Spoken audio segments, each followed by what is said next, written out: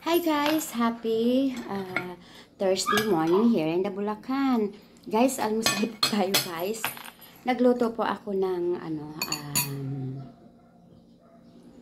guys, malinis yung kamay ko. Taran! Adobong pusit. Tsaka nag-blance ako nitong charan! Broccoli. Meron akong tea. Usual tea. Tsaka meron tayong pa konting fruits, guys. Kailangan kasi po lagi may prutas. Charan! Tara guys, kain po tayo. Mega shoutout po dyan sa lahat. At happy morning sa inyo lahat. Have a nice day. Guys, kwento ko lang po sa inyo nung bata ako. Naranasan nyo na pang hinabol kayo ng baka? Ako guys, naranasan ko na po yan. Na-late kasi ako nung time na yun. Ang layo kasi na bahay namin dun sa school, parang 2 kilometers yun nalakarin. May mga kasamahan naman po ako guys na pumapasok. Kaya nung time na yun, medyo late ako, kaya nauna po sila. Dadaan kaya doon sa pastulan ng mga baka. Medyo malayo-layo din naman ang daan doon sa pastulan ng baka. Kaya lang, matatanaw ka talaga ng baka guys. Yung time na yun, ako lang isang maglakad. Hindi ko lang po alam kung nasilaw yung baka sa kagandahan ko guys. Or naasar yung baka dahil mag-isa lang po ako, or naasar yung baka kasi late na ako. Hindi ko po alam. Guys, akalain mo hinabol ako.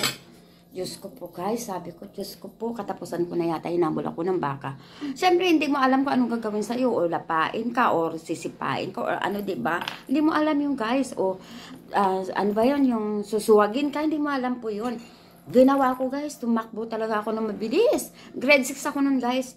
Tumakbo ako ng mabilis. Tapos nung ang tsinelas ko guys, nakandatalsik-talsik talaga guys. Wala nang pakialam sa tsinelas ko. Tapos yung bago kasi medyo mabigat dahil gawa ng hindi ako makatakbo. Dahil yung baka nandyan na. Talagang tinapon ko yung bag ko guys. Tapos yung bandang dulo, malapit na kasi ako dun sa pinaka-highway. May barbwire. Yung barbwire na yun, kasi may daanan yun na maliit na tao lang din ang kakasya.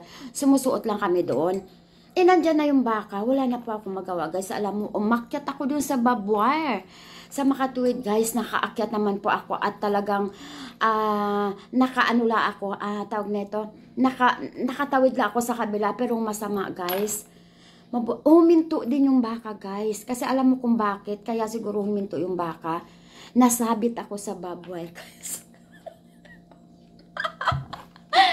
Sumabit ako sa barbwire, guys. Ewan ko sa inyo, pero hindi ko lang pakikita. Nandito sa legs ko, nandito po talaga ang bakat hanggang ngayon, guys. Hindi na po talaga siya nawala.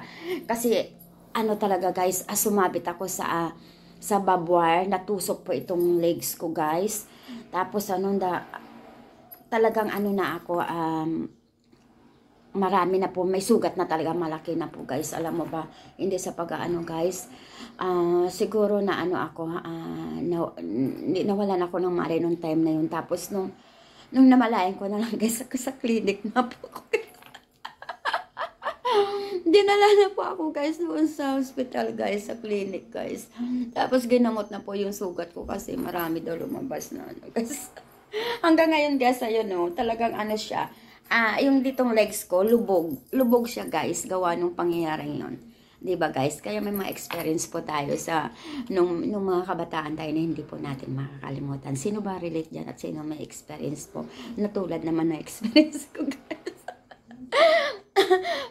Grabe guys, true yan guys. Kung gusto nyo lang na kasi yung mga friend ko na gusto nila makita ko anong bakas nung barbwire. Pakikita ko po sa inyo guys.